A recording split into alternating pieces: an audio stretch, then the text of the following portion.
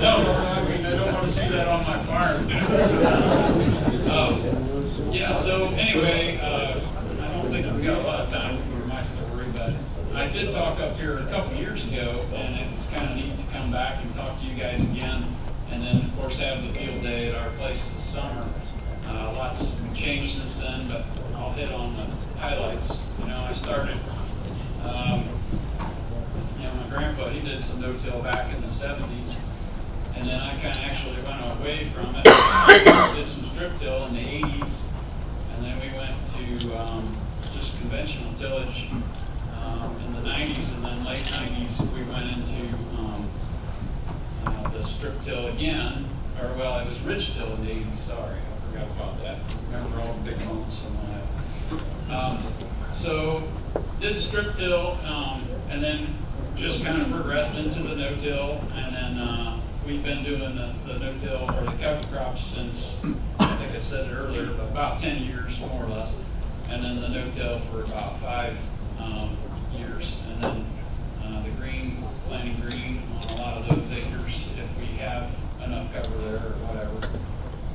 We farm about 1,600 acres of our own, and then we help with a couple other guys, and just trying to help promote, ways to help them advance in some way or another, And so I enjoy watching people grow and to do something different, a little bit out of the box, And so that's what we do, and I stood here 2 years ago, and I think if Bill Richards is here, he's a corn guy, and I'm a corn guy. I love corn, and I was really determined that we could grow a lot of organic matter with corn on corn, and I like that approach, but it is really, really tough logistically to get all the corn planted, especially in the last couple of years, this spring especially. To just get all the corn planted properly, first of all, and then to come in and side dress it, whatever, once or twice, and all the stuff to go with it, and then of course the harvest to go with it. But I did like the benefits of it, because the ground was doing better.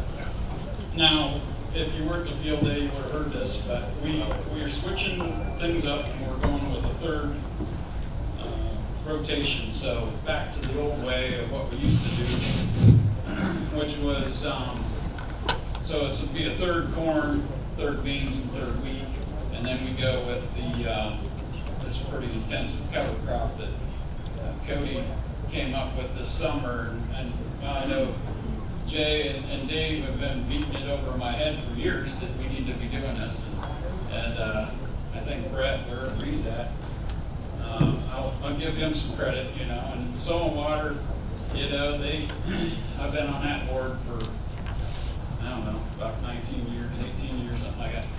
And so it's been a progression in my farm. And last night we all sat here next door and had a dinner here with our speaker here, Mark, yeah. And there was about 8 of us.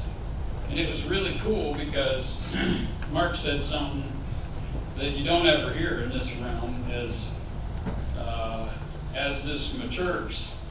And it's like, whoa, you never hear that because you hear the pioneers and these guys that started no-tilling back way back when, but you've never heard anybody say, well, yeah, I've got it all figured out.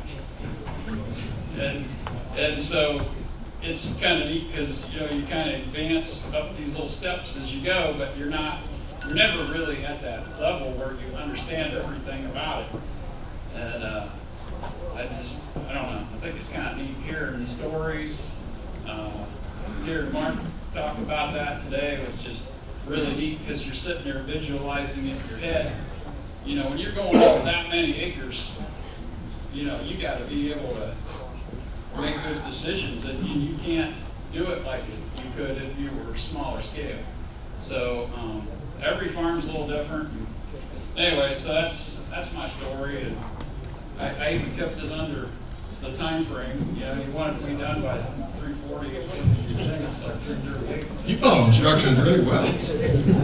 But anyway, so if you got any questions, you know, just ask or whatever, so, yeah. Nathan, one of the hardest problems is getting the farmers to think of this as a long-term thing. They know give it a year or two, as you know, it takes 3 or 4 years to change the system before we can really get it to where it's starting to work. So how do we get them to buy into the long-term? Oh boy, that's a good question. I'm finding out it's longer term than just 3 or 4 years. I think somebody said at one time it was like 7 or 9 years before you get the full benefit of no-till, and I would agree with that. You know, we picked up a farm there, it's been 4 growing seasons on it now, and it was commercially farmed, and I talked about that a couple of years ago. And that ground was hard as concrete. And it was chisel plowed, and everything was to the book of what the Tri-State Fertilizer Guide was. And I really, I mean, it's a nice book and all, but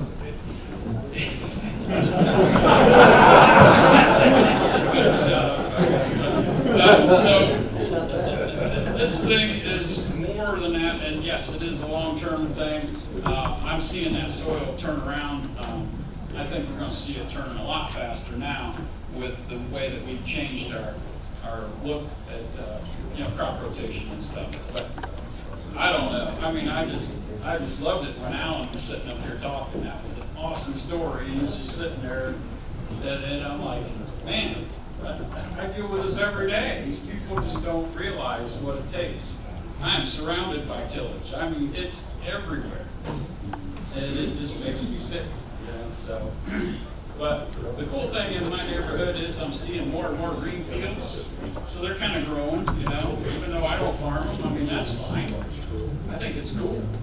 And if you ever read our mission statement for our farm, you know, our mission statement says that this farm exists as long as there's a need I can't think of the words. It was more or less to just promote what we're doing and try to get it to a scale where the large farms take that and start doing it, and then that's what our purpose is. And I think we're going to get there someday, but I don't know. Eternal optimistic farmer. That's a good line to end on. And thank you, Nathan, for sharing that. Thanks a lot, man.